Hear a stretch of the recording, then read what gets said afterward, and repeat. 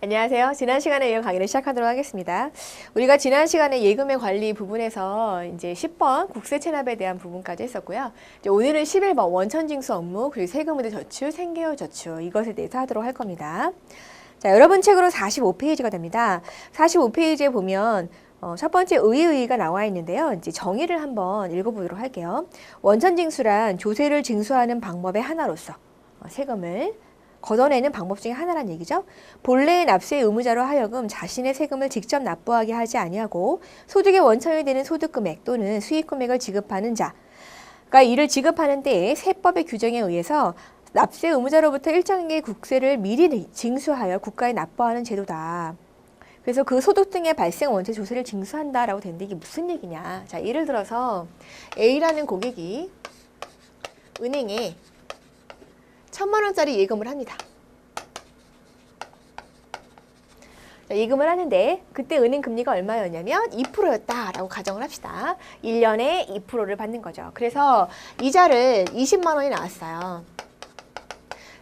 그럼 이거는 이자 소득인 거죠. 이자 소득이면 일정한 소득이 있기 때문에 이 소득에 대해서 사실은 세금을 내야 합니다. 즉 이자를 20만 원을 받았으면 거기에 따른 세금을 이 A라는 고객이 납부를 해야 되는 게 원래는 맞다라는 거죠. 그런데 그렇게 하지 않고 어떻게 하느냐. 은행에서 이 20만 원 중에서 이자 소득에 대한 세금에 해당하는 부분. 자, 예를 들어서 만약에 14%다. 14%다 그렇게 되면 한 28,000원 이 정도 되겠죠? 그러면 요거를 갖다가 떼고 나머지 금액을 어떻게 하는 거예요? A에게 이자로 지급을 해주는 거죠. 그래서 이 은행이 세금을 뗀 부분, 이 금액을 다 정리를 해가지고 국세로 납부를 하는 겁니다. 이게 바로 원천징수예요. 자, 보시게 되면 결국은 A가 내야 할 세금을 은행이 대신해서 납부를 해주는 거죠. 이게 바로 원천징수인데, 자, 여러분 책에 보시면 2번하고요. 납세 의무자라는 게 있습니다. 납세 의무자, 원래 세금을 내야 할 사람은 누구인 거죠? 바로 A죠. 즉, 누구예요? 예금주가 되겠죠. 납세 의무자는 예금주가 되는 건데 원천징수 의무자는 그럼 누가 되는 겁니까? 은행이 되는 거죠. 은행이 그냥 원천징수를 다 하는 거죠. 한두 개도 아니고, 그죠? 그래서 원천징수 대상 소득 또는 수익금액을 지급하는 개인이나 법인, 주로 여기서는 은행을 얘기하는 겁니다. 이게 바로 원천징수 의무자다, 이런 얘기예요.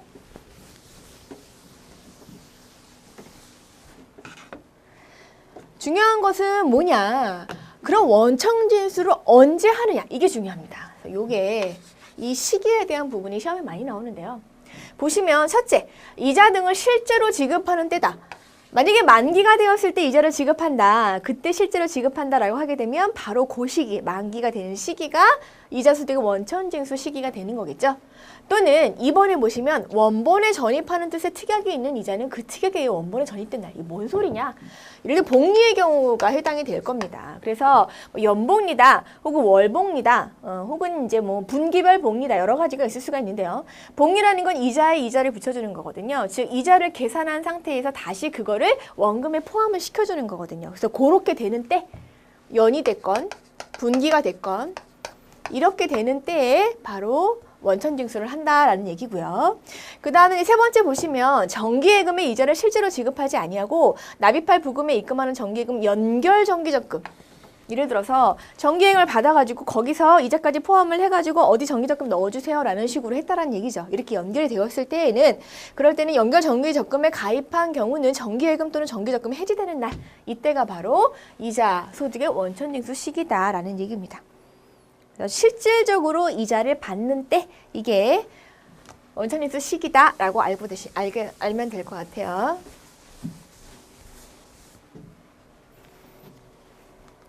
자, 그러면 개인의 원천징수 방법을 보도록 하겠습니다. 아까도 얘기를 했지만 소득에 대해서 세금을 낸다라고 얘기를 했죠. 우리가 지금 은행에 이자를 받잖아요. 그럼 결국 이자 소득에 대한 얘기가 되는 건데요. 현재 이자 소득세는요 14%입니다. 일반과세일 경우에. 그래서 이자 소득액 20만 원이면 20만 원, 뭐 100만 원이면 100만 원, 이게 이자가 되는 건 경우에 그때 거기에 얼마를 14%를 곱하는 거죠. 14%를 곱해서 이 금액과 그 다음에 그 밑에 보시면 2번에 지방소득세라는 게 있죠. 지방소득세는 뭐냐면 소득세액의 10%예요. 즉 14%에 10%니까 얼마가 돼요? 1.4%가 되죠. 얘하고 얘하고를 더하는 거죠. 결론은 얼마가 되는 거예요? 15.4%가 되는 겁니다. 이런 식으로 내게 되는 거, 그게 바로 세금이다 라고 생각하시면 됩니다. 그게 세금이다. 자, 그러면 개인의 경우는 그렇다 치고요. 자, 법인은 어떻게 되느냐? 법인은 법인 소득세가 또 따로 결정되어 있습니다. 그래서 여러분 책 46페이지에 보시게 되면 법인세는 이자 소득 곱하기 법인세율이 14% 이렇게 나와 있죠. 그래서 예전에는 이제 14%만 내면 됐었는데 거기 2번에 보시면 지방소득세라고 해가지고 둘째 줄에 보시면 2015년 1월 1일부터라는 말이 나옵니다. 2015년 1월 1일부터 법인세액이라고 해가지고 1.4%를 또 붙입니다. 결론은 15.4%가 되는 거죠. 이렇게 된다. 자, 그 다음에 비거주자에 대한 얘기가 나옵니다. 우리 첫 번째 시간에 대한 이런 얘기를 했었는데요. 거주자하고 비거주자를 구분하는 것이 굉장히 중요하다. 왜? 세금 때문이다 라는 얘기를 했습니다. 그래서 그 비거주자의 원천징수 세율을 보면요. 제한세율이라는 부분이 나오죠. 나번에 제한세율이 나오는데 제한세율이란 조세협약에서 국내 사업장이 없는 상대국의 거주자 또는 법인에게 이자, 배당, 사용료 소득을 지급하는 경우 과세상 적용하는 일정한 세율을 말합니다. 그래서 나라마다 다 달라요. 협약을 하는 거, 조세협약을 해가지고 이 나라의 경우는 그 나라 사람이 우리나라에 와가지고 이자 소득을 받아가게 되면 몇 프로를 떼겠다라는 거를 서로 약속을 하는 거죠. 그래서 각국별 제한세율을 보면 미국은 12, 뭐 거기에다가 1점이 붙어서 13점이 이렇게 쭉 나오는데요. 굳이 외우실 필요는 없습니다. 이렇게 제한세율을 적용한다라는 정도까지 아시면 됩니다. 즉, 이 제한세율을 적용한다는 얘기는 뭐냐면 종합소득에 합산하지 않으니까 이걸 내고 그냥 끝내는 거죠. 원천징수라는 게 원래 그런 거거든요. 납입하고 끝낸다라는 부분이 가장 큰 장점인 거죠. 자, 그러면 47페이지에 보시면 8번에 원천징수 면제 대상이 있습니다. 원천징수를 굳이 하지 않아도 되는 그런 면제 대상이 있는데요. 거기에 보시면 1번에 국가인 거죠. 자, 국가가 자기가 자기를 상대로 세금을 거둘 일은 없겠죠. 그래서 국가 또는 지방자치단체 사업자 등록번호상 구분코드가 83번인 정부기금. 이런 경우는 아예 면제를 한다. 원천징수 하지 않는다라는 거고요. 그 다음에 이제 국립학교나 공립학교는 면제가 되는데요. 사립학교는 예외예요. 이건 사립재단이 만든 거니까. 그래서 이 경우는 사립학교는 원천징수를 해야 되고요. 국립학교나 공립학교는 나라에서 만든 학교니까 당연히 면제가 됩니다. 그 다음에 3번 신탁회사, 투자신탁회사, 증권예탁원의 신탁 및 예탁제사.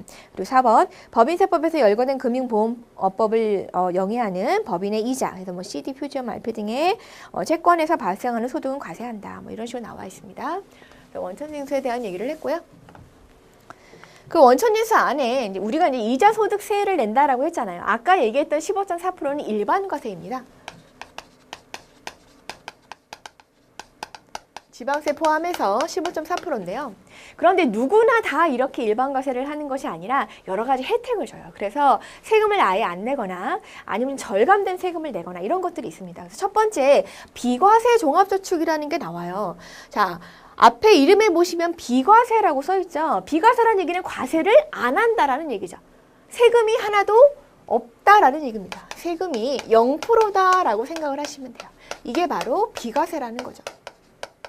즉, 일반과세인 경우는 내가 이자를 100만 원을 받았을 때 15,400원에 대해서는 그죠? 이거에 대해서는 세금이 되는 거였잖아요.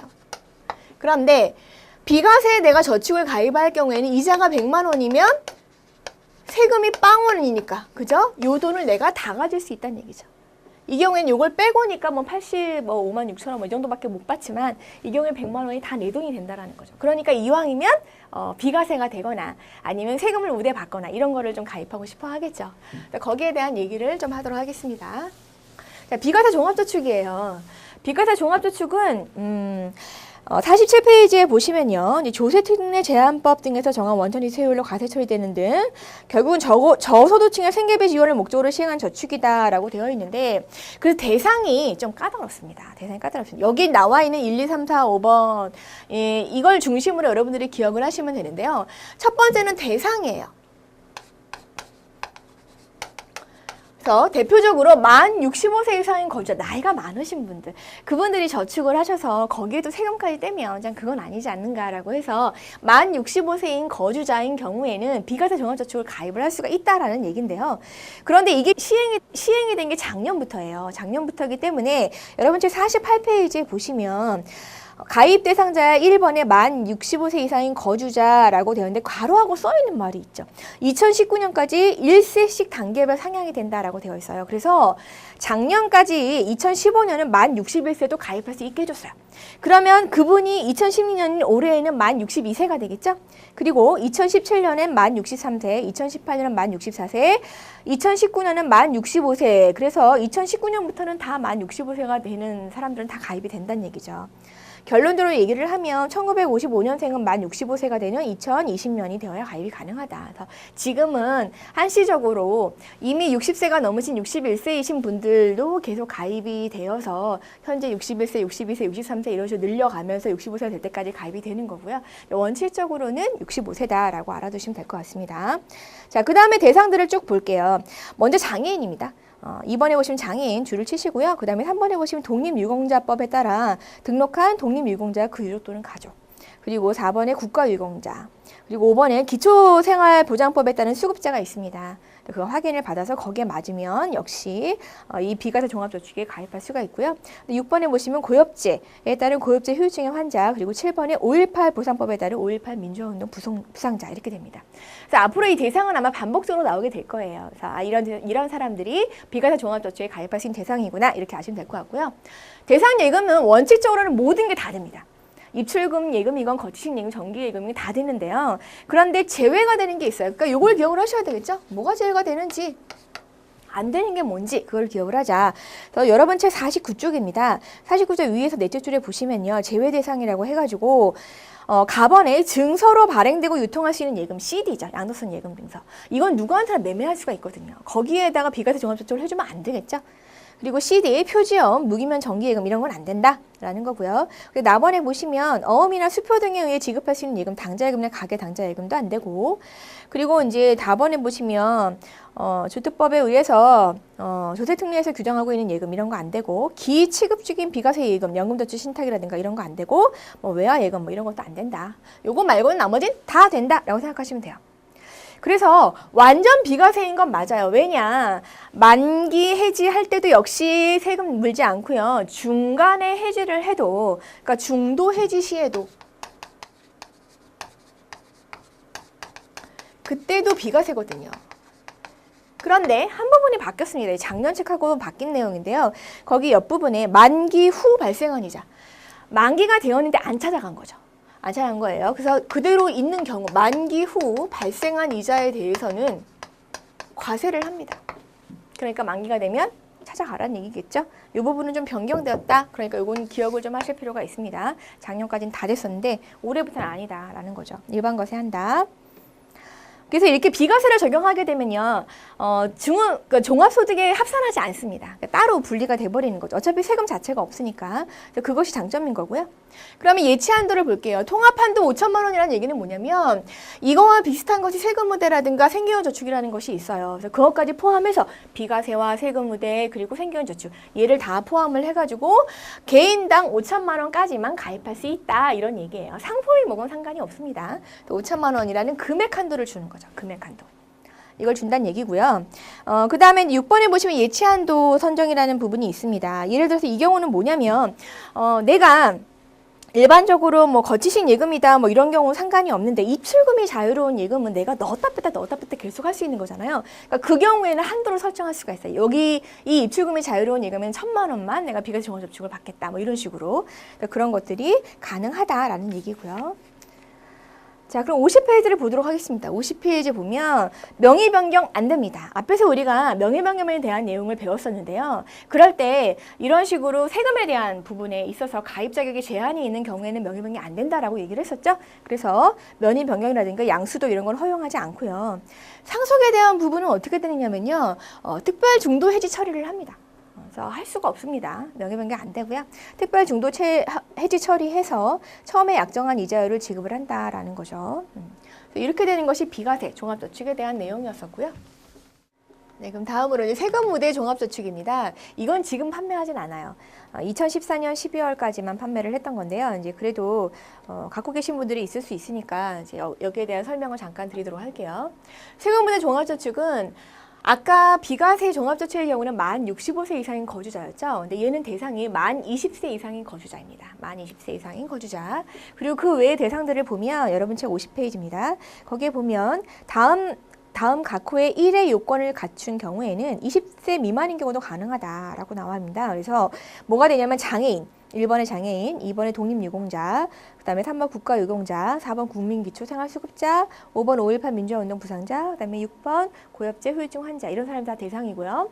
1번의 경우는, 즉 장애인의 경우에는 20세 미만이어도 가입이 가능하다라는 얘기예요. 자, 그러면 이제 대상 예금을 보도록 할게요. 얘는요, 모든 예금이 다 되는 건 아니에요. 왜냐면 이게 한도라는 게 있습니다. 어떤 한도냐면 금액 한도가 아니라 기간의 한도가 있어요. 기간에 대한 제한. 그래서 거기에 보시면 계약 기간이 1년 이상이다.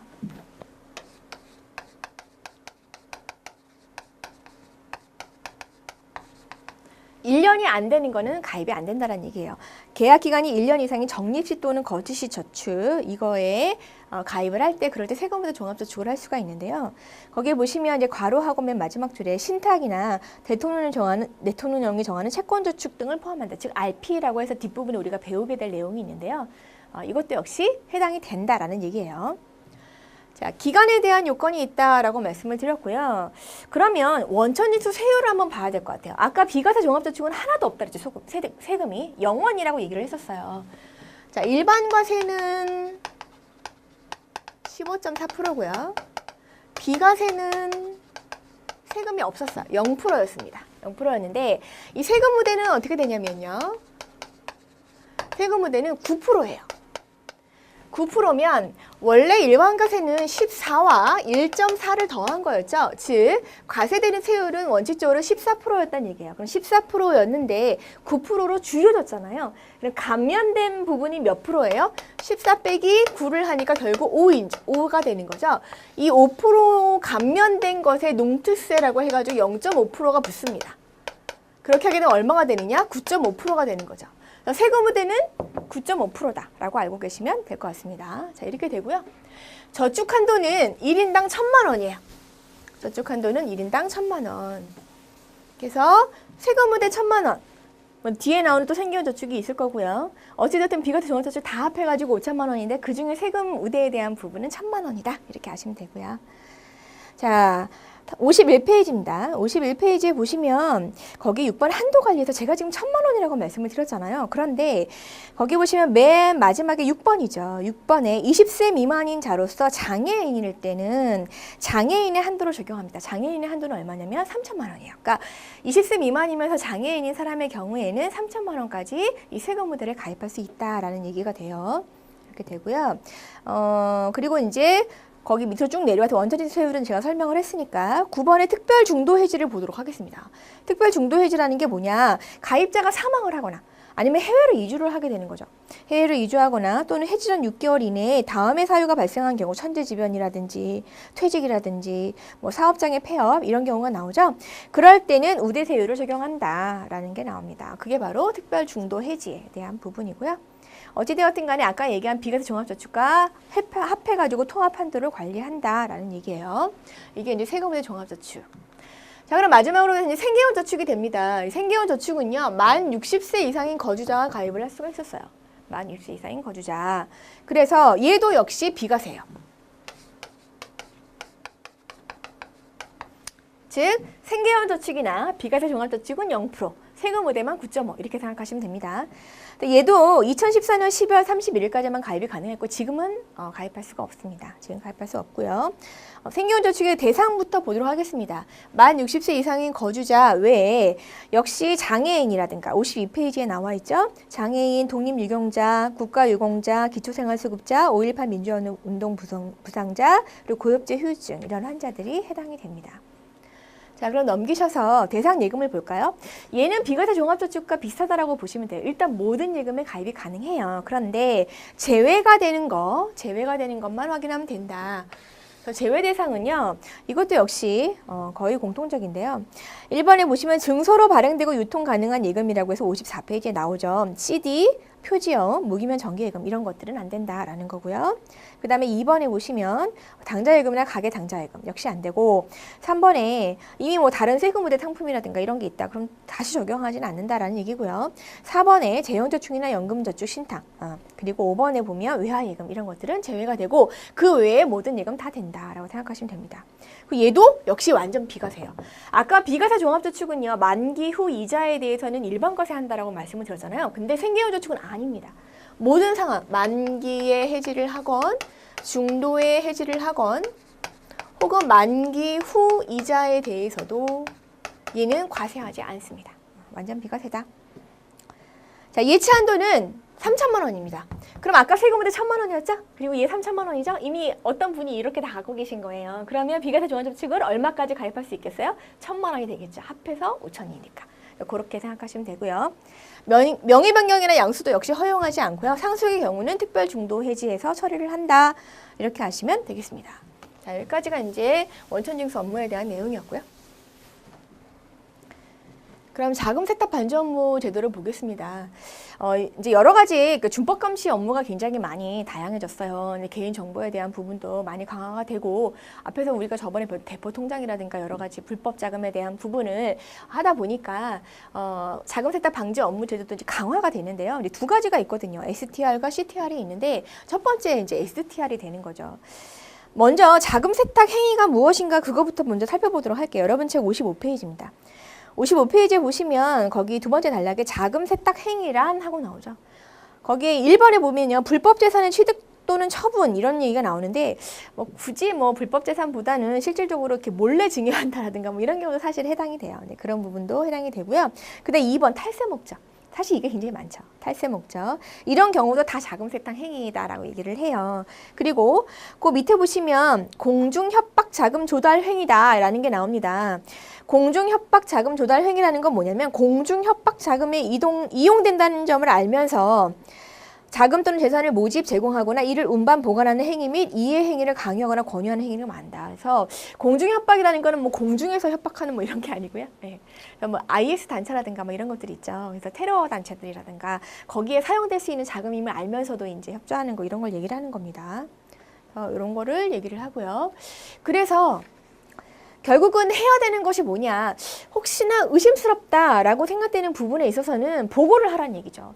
불법 자금을 사용하는 것 같다. 혹은 공중협박 자금에 사용되는 돈인 것 같다라고 생각을 했을 때 그때 보고하라는 건데 그게 바로 STR이에요. 그래서 이건 굉장히 애매한 게 뭐냐면요.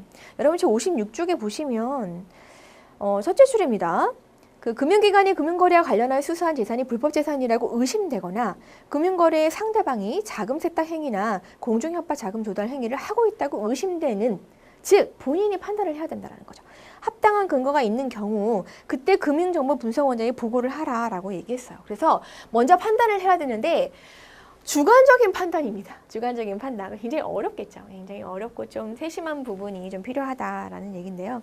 어쨌든 이제 판단에 의해서 보고를 할 수 있게끔 되어 있는데 자 그러면 그 밑에 2번입니다. 판단은 어떻게 할 거냐. 자 1번에 보시면 셋째 줄에 종합적으로 판단해라. 이게 첫 번째고요. 근데 두 번째 보시면 임직원은 고객 확인 의무라는 게 있어요. 이게 CDD하고 EDD가 있는데 그건 뒤에서 좀 할 거예요. 그거를 요청하는 정보한테 고객이 나 안 알려줄래요. 이런 식으로 한다거나 그렇게 되면 왜 안 알려주지? 이런 게 약간 의심이 될 수가 있겠죠. 그럴 때 하라는 거죠. 보고하라라는 거고요. 그래서 지체 없이 보고하는데 누구한테 보고를 하느냐? 금융정보분석원장에게 보고하면 되고요. 금액에 상관이 없습니다. 작은 돈이 됐건 큰 돈이 됐건 그거에 상관없이 의심거래가 생기면 무조건 보고하라라는 것이 STR 제도입니다. 그럼 CTR이라는 게 있어요. CTR은 뭐냐면 이거는 판단이 필요한 것이 아니라 금액이 중요해요. 즉 고액 현금 거래 보고입니다. 판단은 일정 금액 이상의 현금 거래 객관적인 판단인 거죠. 이 경우는 자기가 생각하는 게 아니라 정말로 돈이 그 이상이에요. 얼마냐면 2천만 원이에요. 네, 여러분 책 57페이지입니다. 거기에 보시면 보고 기준이라는 게 나오죠. 보고 기준이 있는데요. 그 기준 금액이 매년 바뀌었습니다. 매년 바뀌었는데 2010년부터는 2천만 원이다라고 나오죠. 즉 2천만 원 이상이 되면 그런 현금을 받아간다든지 뭐 이렇게 하게 되면 무조건 보고를 하라는 겁니다. 현금이라고 생각을 하니까 뭐 송금을 한다든가 뭐 이런 것도 생각하실 수가 있는데 그거는 현금이 아니에요. 진짜로 5만 원짜리 다 합해가지고 2천만 원이라든가 이런 경우가 현금이 되는 거예요. 그거를 찾아달라고 하게 되면 뭔가 의심스러우니까 그럴 때는 보고를 하라라는 거죠. 역시 보고는 금융정보분석원장에게 하게 되고요. 금액은 2천만 원 이상의 현금입니다. 이렇게 된다. 이건 판단이 필요 없다라는 얘기입니다. 네, 현금을 판단하시면 되고요.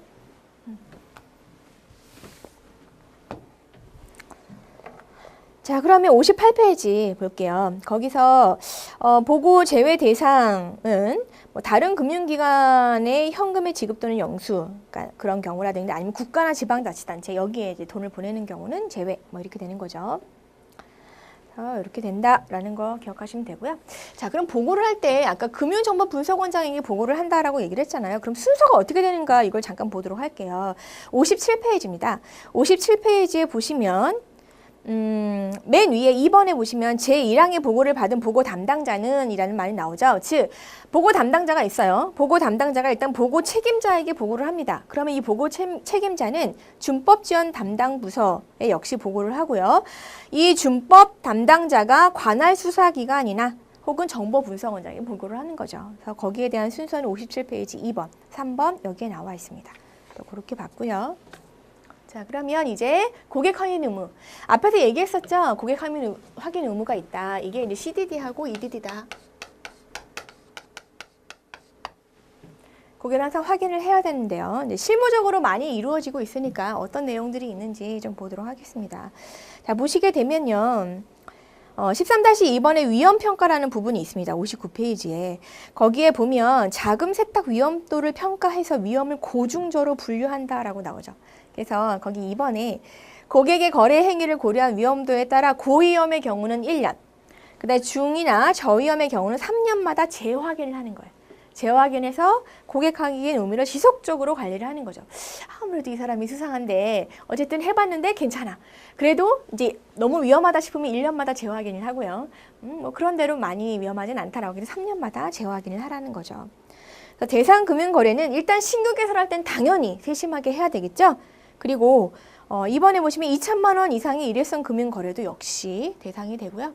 그 다음에 3번에 보면 금융거래의 실제 당사자 여부가 의심되는 등 자금 세탁 행위나 공중협박 자금 조달 행위를 할 우려가 있는 경우에는 그럴 때는 꼭 보고를 확인을 하라는 거죠. 자, 그런데 이제 고객 확인 의무가 면제되는 것들이 있습니다. 예를 들어 공과금을 수납을 한다. 뭐 이런 경우는 문제가 될 게 없겠죠? 그리고 금융실명법에서 정한 특정 채권의 거래의 경우도 역시 문제가 되지 않고요. 법원 공탁금이라든지 정부나 법원 보관금, 송달료 이런 걸 지출한 금액도 역시 면제가 되고요. 보험기간의 만료 시 만기 환급금이 발생하지 아니하는 보험계약이 있습니다. 그런 경우도 역시 고객 확인 의무가 면제가 된다라는 거 알고 계시면 될 것 같아요.